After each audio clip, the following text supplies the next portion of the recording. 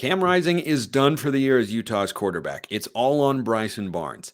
Can he win the Pac-12? You are Locked On Pac-12, your daily podcast on the Pac-12 Conference. It's the Locked On Podcast Network, your team every day.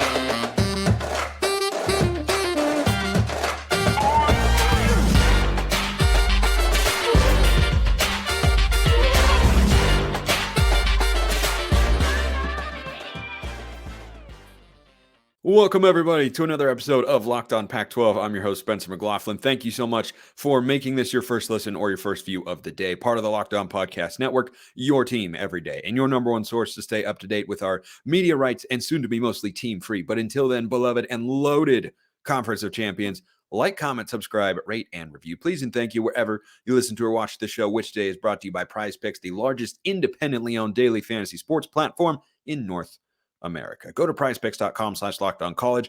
Use code LOCKEDONCollege for a first deposit match up to $100. My man, JT Wistrcill of Locked On Utes is here. Today, we'll talk about Bryson Barnes, the injury to Lander Barton, and how that shapes or impacts the Pac-12 Championship landscape, and we'll do some Pac-12 power rankings as well. Gosh, I'm all fired up for this one. JT, your answer to the question of the show today: can Bryson Barnes, once not on scholarship to play football at the University of Utah, can that guy win the Pac-12 in a conference that has Bo Nix and Michael Penix and still technically Caleb Williams, though, USC, yesterday's news in the contender, but not technically out of it, not technically. DJ Uiagalelei.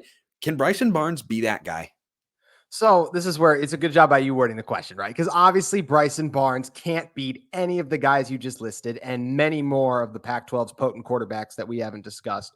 But this Utah football team can win a Pac-12 championship this year with Bryson Barnes starting because the team itself is loaded. This defense is legit. It's one of the best in college football. I'm excited to see what they're going to do against this Oregon offense. It's best on best, in my opinion, this Saturday at Rice-Eccles Stadium. But yeah, this defense is elite. Rush the passer, stop the run, playmakers in the secondary. Like, they held Caleb Williams in check for a lot of that game. Of course, USC made a couple chunk plays. It's USC. It's going to happen. But overall, Caleb did not shred them. And I think that this secondary is capable, and the defense in general is capable of slowing down a lot of those really strong quarterbacks that you just listed off. And then offensively, this is what's nice about Bryson. And just in general, Andy Ludwig, what he's done is you can do different things with Bryson because you also recognize, like, hey, we could just split him out wide and then let's get Sione Vaki and Jaquindon Jackson in there and do direct snaps to those guys and a read option, which, I mean, Sione Vaki, Spencer, right now, I mean, he's just incredible. It's so much fun to watch him play football. What he's doing on both sides of the ball as both a receiving back, a traditional running back, and standing out at safety is sensational. So you got some guys who are some of the best players in college football at their positions right now. And I think Sione Vaki deserves to be right up there for dual threat guys. I know what Travis Hunter did, especially earlier in the year, but Vaki's coming on really strong right now. So yeah, the offensive line is doing a pretty good job. You got pass catchers who can make some plays, but the strength of this team is the running game. This Utah football team every year, even when they weren't winning Pac-12 championships, wanted to be one that played good defense and ran the football well. They can do both those things. And if you can run the football well, you can keep those quarterbacks that are really good in this conference off the field. It's going to be really tough for Utah to make or win a Pac-12 championship. But because this game is played with a team and not just the quarterbacks, Utah has a chance because I still believe they have the best top to bottom roster of these teams in the Pac-12. I think they execute at such a high level. They are so well coached on both sides of the ball, particularly on defense, where Kyle Whittingham has been making his money for a long, long time now. If Utah stumbles once more and, that would take them out of the college football playoff discussion and maybe the Pac-12 championship discussion if they were to lose this Saturday against Oregon, for instance. But I look at Utah and really feel for Utes fans, JT, if that comes to fruition, right? We don't know how the season's going to end. For all we know, Utah is going to prove everybody wrong. By the way, I remember talking with friends a couple of years ago asking, can you win a national championship with Stetson Bennett? Can you do it? Well, guess what? You can win not one, but two national championships with Stetson Bennett. And Bryson Barnes, I think, poses the same sort of question. On the surface, the answer is no, you can't. But then you look deeper at it and you go, well, if the team around him, much like Georgia, is just that good, then yeah, you might be able to get to that level.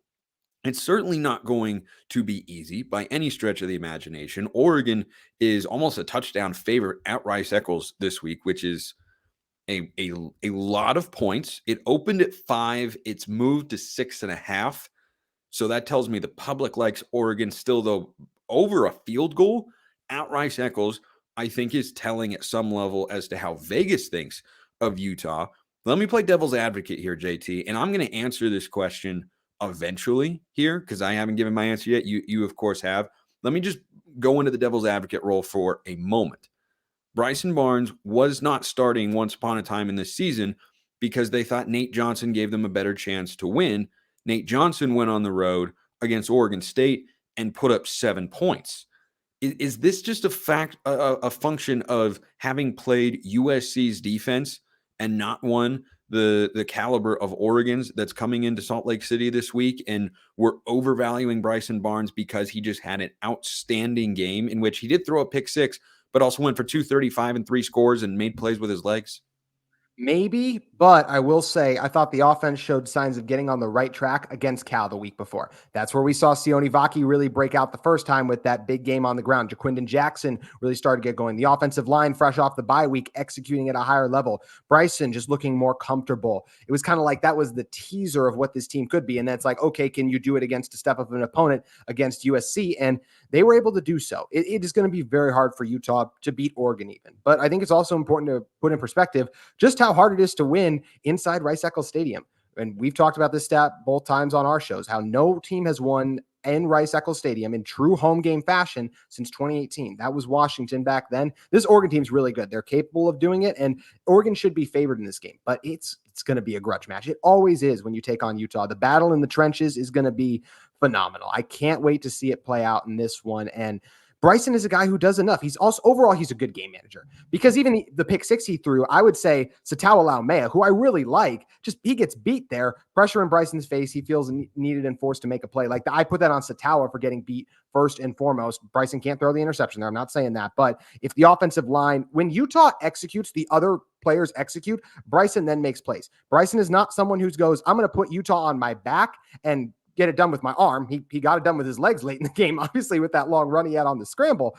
But if the offensive line gives him time, if playmakers are open, very similar to the touchdown pass he had to Landon King, pressure came up the middle, rolled out to the right, found Landon King in the end zone. If guys get open and he's given time, he can make plays. And that's all you need when you are so elite at so many other positions and do so many other things well, especially defensively, because this is a Utah defense that even against Oregon's offense is going to have a chance to create some turnovers and thus give Utah short fields that they could potentially capitalize on. I earlier in the year, when Cam wasn't playing, and we know that Cam isn't going to play, and whether or not he comes back next year, we don't know. We'll just have to wait and see in the offseason. That would be I think, optimal scenario for the Utes going into the Big 12. It would certainly make them the conference favorite. When you look at what that league is doing right now, they are not good outside of Texas and Oklahoma. But I think that for Bryson Barnes, my take earlier was, you can't win a Pac-12 championship in this league with Bryson Barnes at the helm. You got too many other good quarterbacks there. In Oregon and Washington, we're doing Pac-12 power rankings later in the show. They're at the top of my power rankings list. They have been for the last several weeks. I think most people would have them there. But the number 3 team is Oregon State. And I don't think anybody looks at Oregon State, who beat this Utah team, and would say, well, it's because they've got just such amazing quarterback play. No, they get enough. They get enough. So it's a reservation for me. But to say that it's impossible, I don't think is accurate. Now, he's not the only Ute that is making people like JT, for instance, question whether or not Utah can actually beat Oregon and Washington. And do they have anyone else tough this year? They go to Arizona. That'll be an interesting. They go to Arizona. Yeah. Oh, yeah. That could be a tough game. Some of us talked about that one for a while. Yeah. Some of us had that picked as an upset before the season. How ridiculous do I look now? Yeah, that's what I thought. Anyway, so we have to talk about that.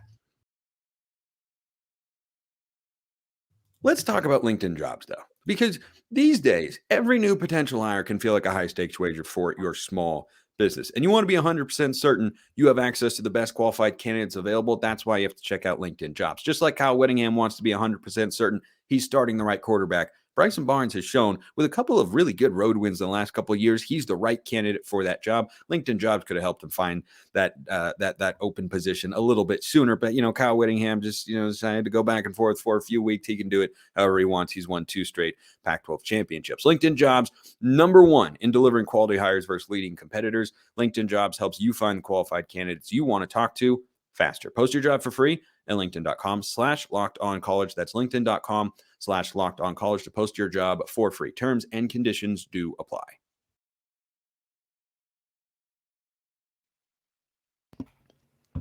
All right, JT. So Bryson Barnes, I'll say I have seen enough to where I can go, Oregon State and Utah, built in the same mold, kind of look like the same team this year. Yeah. They just need their quarterback to go for 220, 250. Kind of. We both know how good DJU is compared to Bryson. Like, I like Bryson, but like DJU's done. Yeah, I agree. He has a higher ceiling, but does DJ need to go for 350 yards and 2 touchdowns in order for Oregon State to win? No, he can go for 210. Bo Nix doesn't need to do that either, though. Even though he's capable of it at a higher level than DJU is. I think Bo does more for Oregon than Bryson or DJ do for their teams. Agreed. But I do agree that Oregon certainly has the best ground game of the Oregon State's is really good, but Bucky Utah's coming on.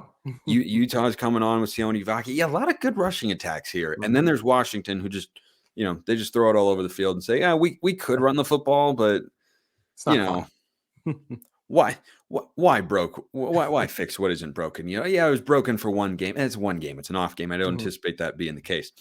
By the way, JT, I had a Husky fan tweet at me, hey, stop picking Washington to cover, because every time I pick them to cover, they play a close game, except the Oregon game.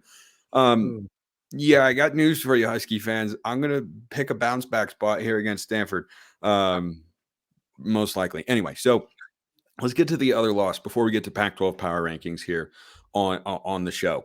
Lander Barton, the linebacker for the Utes. This is a great defense. Well coached, not predicated on getting, high star recruits and flashy impact transfers, or anything like that. It's a culture thing in Salt Lake City. We've seen that time and again. With that in mind, how big of a loss is Lander Barton to this Utah defense as they try to win their 3rd consecutive Pac-12 championship? Very tough, because to your point about, Utah wants players that fit their culture. It's also nice when they're high recruits. Lander was a 4-star when he came in, and he's more than lived up to the hype with what he's done as a member of the Utah football team. It's tough. The injuries are not piling up as much for Utah on the defensive side of the ball as they are offensively, but it's the 2nd loss to Utah's front 7 now. You look at Logan Fano, who really started to come on strong. He got injured when he had a sack against Oregon State, even just terrible luck in the timing there. And Coach Whittingham actually said he thought Lander might have played his best game as a Ute against USC on Friday night. So it is a very tough loss for Utah, but this Utah team is deep. It's part of what's made this program able to survive. No Cam Rising, no Brant Keithy, Thomas Yasmin out, Mekhi Bernard out, Micah Pittman out, Samote Peppa, Connor O'Toole, like tons of guys. Like, the injuries are just crazy. The fact that Utah's in this position is nuts. But talking about their injured list is like a top half starting offense in the Pac-12. I know. It's crazy. It's unreal that they're in position. It's all the credit in the world to guys like Kyle Whittingham, Morgan Scalley, the game plans he drew up, which if you need a defensive coordinator to stop USC, Morgan Scalley's your first call for what he's done 3 games in a row now against Caleb Williams. Then obviously offensively, Andy Ludwig getting really creative with how to get Vaki involved, set up Bryson for success. But going back to Lander's out. You have Leavani Damuni, who's an all Pac-12 selection from a year ago. He was good at Stanford, and he's been pretty good for Utah whenever he's filled in this year, because Karene Reed missed time. The Utah defense didn't miss a beat. Utah will be a little worse without Lander. I don't think it's a huge drop-off, because I think Damuni is really good, and I think he just was a little buried on the depth chart. It was kind of like Utah has like 1A, 1B, maybe even 1C in terms of linebackers. That's how good I think the 3 of those guys are. Now, if you need Fotu to go in, that's a little bit of a drop. Medlock, a freshman who popped in spring ball. That's where we're getting a little just deep in the woods for what Utah will do. But it will mostly be Damuni and Reed. Both those guys have played football at a very high level. And I think Utah's linebacking core is still going to be very strong and one of the best in the pack. And they're going to get a big test this week. This is an Oregon ground game that has gone for over 200 yards in 5 consecutive games. Bucky Irving is a man among boys out there. His backup, Jordan James, is no slouch. I think this, along with Oregon State, probably the best rushing attack in the conference. There's some other, by the way, don't sleep on Arizona's ability to run the football. Jonah Coleman, done a nice job with a litany of other running backs, but they've done a nice job down there in Tucson, which is a big game we're talking about later this week on the show, because the sneaky best game of the week, obviously Oregon, Utah, College Game Day, which I think is great. Happy for the Utes fans. Bummed that I can't go to it, but it's going to be awesome, and it's where they should be going. But Oregon State, Arizona is the sneaky best game of the week. And the Beavs, much like the Utes and the Ducks and the Trojans now, every week are playing for their Pac-12 title hopes to remain in their own hands, because if you win out, you're in. And there's not going to be an 8-1 team that doesn't get into the Pac-12 championship game. Yeah. And then USC isn't playing for a college football playoff spot anymore. They can still play for a Pac-12 championship, though, and a chance to go to the New Year's Six for whatever that's worth to them. Emmanuel Acho thinks that they should just, shut it down and start playing third stringers, apparently. But I have a sneaky suspicion that's not going to happen. Just classic casual college football fan take. Just spoken like a true guy who benefits more and, financially from talking about the NFL and wants to ensure that Caleb Williams is there. Like, he's going to get there. Relax. So let's talk about where we sit in the Pac-12 power rankings here, because a lot of different ways you can go once you get past the top few, which I think have continued to separate themselves. But, no Lander Barton, it's a loss. I tend to lean towards Utah being able to fill that void. You feel confident. That means I'm confident in them as well. So I don't think there's a massive drop off there. I think that they are going to continue with Bryson Barnes. I don't think we'll see a lot of Nate Johnson, maybe a Wildcat or any Nate Johnson in the last 2 weeks. It's been all Sione Vaki now has taken over all the reps. Yeah, and I think that has been a revelation for them offensively, and it's worked. Will it hold up against Oregon, a top 10 team? Yes. We're going to find out. We're going to find out. JT's trying to speak it into existence, and I'm just going to I'm just going to overlook that for the moment. But but Pac-12 power rankings, something that I've been bringing out every Tuesday during the season, and I think is a good barometer for where everybody kind of sits right now. This is still the deepest conference in America. Do not kid yourself. Even with USC out of there, still the deepest conference. There is not one that goes deeper. I don't want to hear anything about the SEC. The Big 12 is trash. The ACC, North Carolina out there losing to Virginia, not able to find a way the way Washington was against Arizona State. Like, beating Clemson with a backup quarterback. Yeah. Oh gosh almighty. What how the mighty have fallen. What happened to Clemson? Okay. So let's go Pac-12 power rankings. I give my number one. JT gives his number one. We discuss, and then so on and so on. We'll see if we have any disagreements. Number one, I have, surprise, surprise, the Washington Huskies. Do you have anybody else up there? I absolutely do. I think there's some people who would go like, oh, the Arizona State game, like everybody has those games. Close. Like you win the game. That's all that matters. Last year, it's a game they lost to, I might mention. So I'm glad they just found a way to win. That's all that matters. Penix, the front runner for the Heisman right now to me. He's been sensational. I got to go Washington top spot too. Yeah. And by the way, defense scored the only touchdown of the game for the Dogs in that one. That defense, I'm not saying it's elite. They still in the secondary are not USC level, but they're like minorly allergic to tackling at times.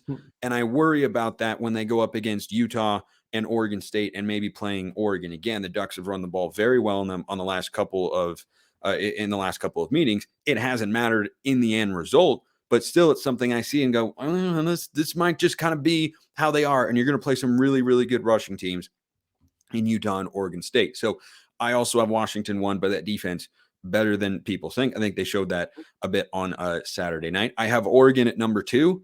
I think this is such a tremendously balanced team. Yes, I host Locked On Ducks, so JT can balance me out here if I'm being ridiculous, but the balance between their rushing attack and their passing attack, the way their defense has played this season, it's much improved from a year ago. I do feel really good about where my Ducks are right now. JT, who do you have at number two? To be the Oregon Ducks. When you look at their only loss being at Washington in such narrow fashion, the way Bo Nix has played this year, we've already talked a little bit about Oregon's ability to run the football. You got playmakers on the outside as well. Defensively, dude stepping up all over the field too. I really like Dan Lanning as a coach too. And I've liked it well before the whole we're fighting for clicks thing too. He's doing a great job at that Oregon program. That was good. They absolutely have to be at two to me.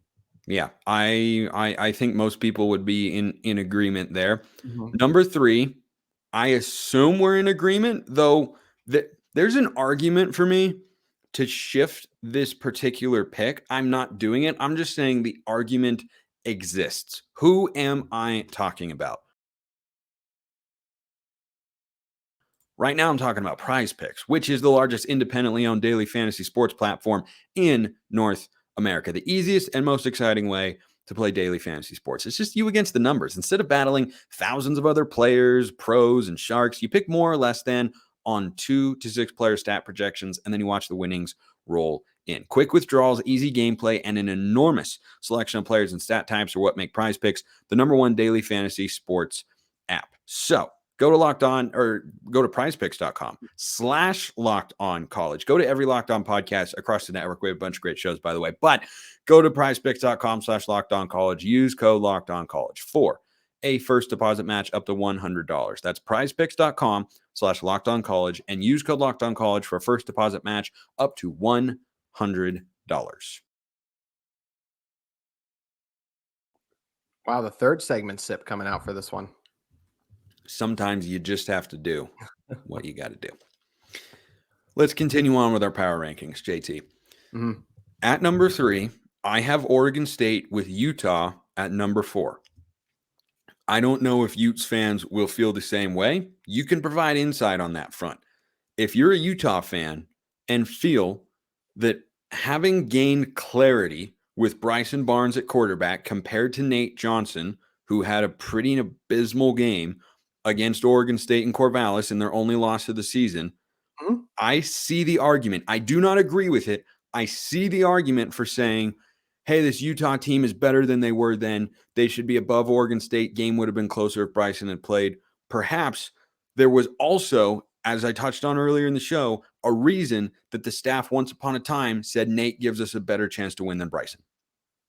You are absolutely correct. I put a lot of I know I'm locked on Utes, so maybe I should be like, Utah, this Utah. No, I put way too much stock in head to head. And also I will Bryson's better now. He got more experience. Bryson did get in that game, drove Utah down the field, ended up throwing an interception. Utah's offense was a mess. Bryson was probably the least thing wrong with Utah. Even that drive that they were got backed up, bunch of penalties. Either way, head to head matters. This was not like these two teams played in August and now they're Utah looks like a different team, but maybe we can have this discussion after if they upset Oregon at home. But to me, the head-to-head was so recent. Also, you look what they did against UCLA. While Utah held UCLA more in check at home, the UCLA team is better against Oregon State than they were against that Utah team. You see DJU coming to his own with the Beavs offense. We've talked about Utah a lot, so I agree. 3 Oregon State, 4 Utah for me as well. Okay, here's where it gets fun. And by fun, I mean spicy, habanero hot. This is not, I don't do troll takes. I just do honest opinions. And I have Arizona power rated above USC. I have Arizona at number 5 and USC at number 6. Here's my reasoning. Arizona walked into Pullman and took a top 25 team and mopped the floor with them. I'm sorry, Washington State. You know I love you. But Arizona embarrassed Washington State. Does anybody feel like USC is capable of embarrassing anyone but themselves at this point in time? Because I don't feel that way. They did do it to Stanford, but I know what you mean. Yeah, that doesn't count. I know. I mean, besides, that was early season Stanford. There's they lost 42-7. But Arizona went into Los Angeles, and when it was a coin flip game, Arizona could have had one play for the win in overtime. They should have gone for 2, could have won the football game. And then I look at USC, and once again, we're 8 games into the season with the Trojans, and we're wondering, does Alex Grinch know anything about defense, or is he the same guy? Guess what? He's the same guy. And I don't think Arizona's got a lockdown defense, but I thought they made good moves this offseason. They're only a 4-point underdog against Oregon State this week in a fascinating football game. I love what I've seen from Noah Fafita. I think he should be the starter going forward here. I know that Arizona's got a worse record, but only by 1 game, and that 1 game was a coin flip with USC. And the Trojans, they don't look like a great offensive team, even though they have the weapons and the head coach and the reigning Heisman Trophy winner. And Arizona just went into Washington State, into Pullman, where we know it's tough to play, against a good Washington State team, a solid Washington State team, and embarrassed them. What win matches up with 44-6 against Washington State and Pullman that USC has? What win? I do not see it. Their best win of the year is probably against Stanford. Who's better, Washington State or Stanford? I'm going to go with Washington State. I have Arizona at number 5 and USC at number 6. Well, you said the best win they have, it might be against Arizona. That's my thing. It's the head-to-head that just happened a couple weeks ago where they did beat Arizona. So I do go back to the head-to-head. Yeah. And I also do think with USC too, look, Utah's a very bad matchup for them. And I'm not trying to make excuses for them, but we just saw them beat Arizona. I think Utah matches up with them poorly. It is so hard to win at Notre Dame. Ohio State almost lost to them, and we see how good that team looks right now after beating Penn State, even though the offense did have their struggles in that game. But I think with USC, it's still Caleb Williams. It's still Lincoln Riley. They're still going to throw up points in bunches.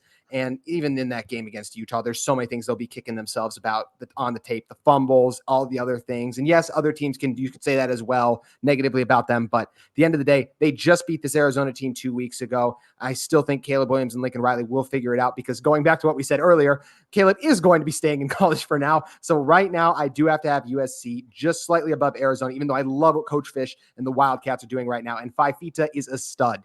Yeah, I agree. By the way, USC on the road against Cal this week. Lowly 3-4 Cal. They're only about a 10, 11 point favorite. Yeah. That's not that is not a huge line. You talk about a Pac-12 prime picks candidate. That right there. Okay.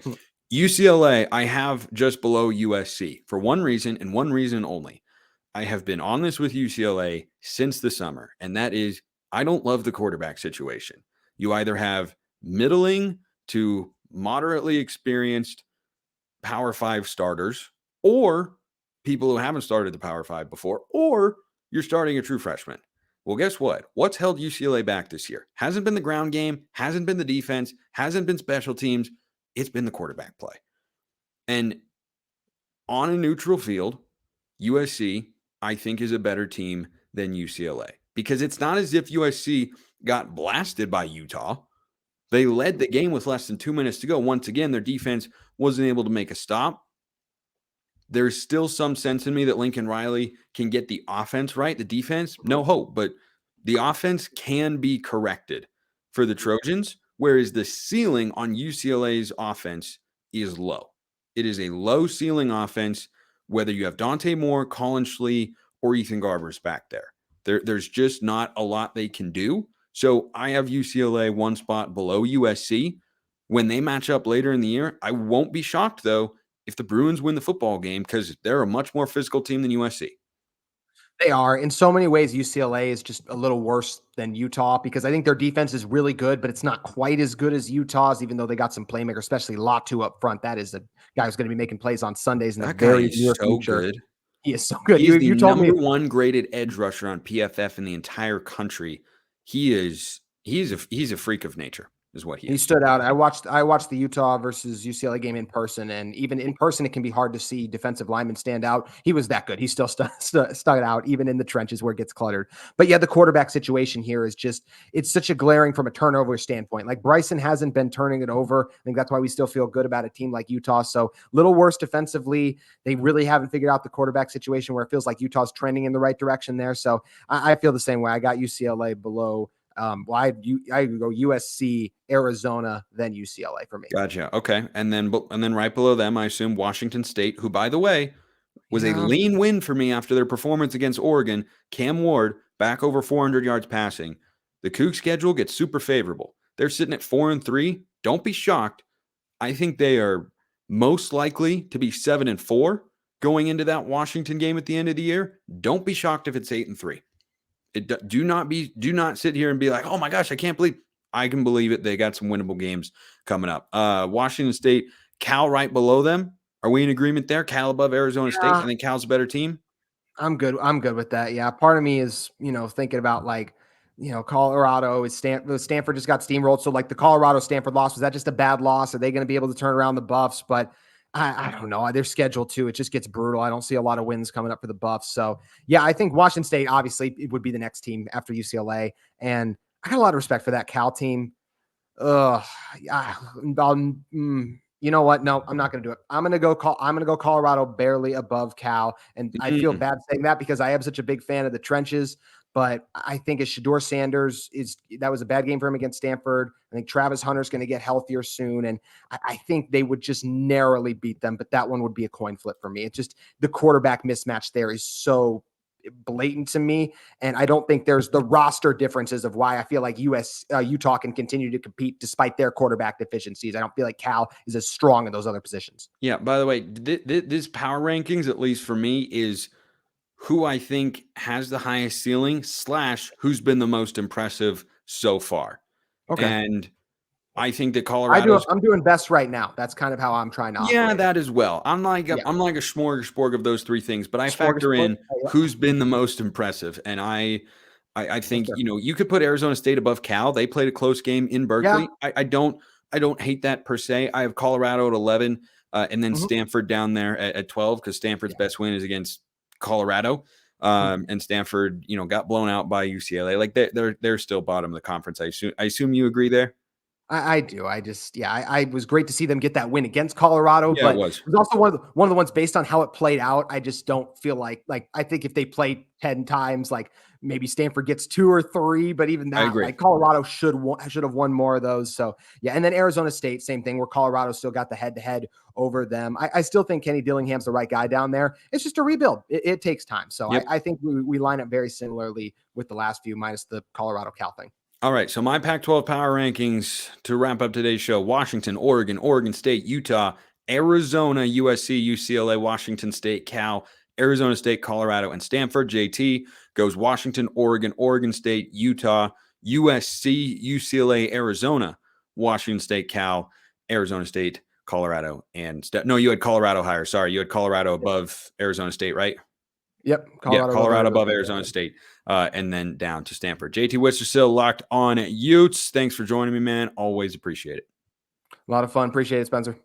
Appreciate everyone listening. I'll see you next time. And until then, I hope you have a wonderful rest of your day.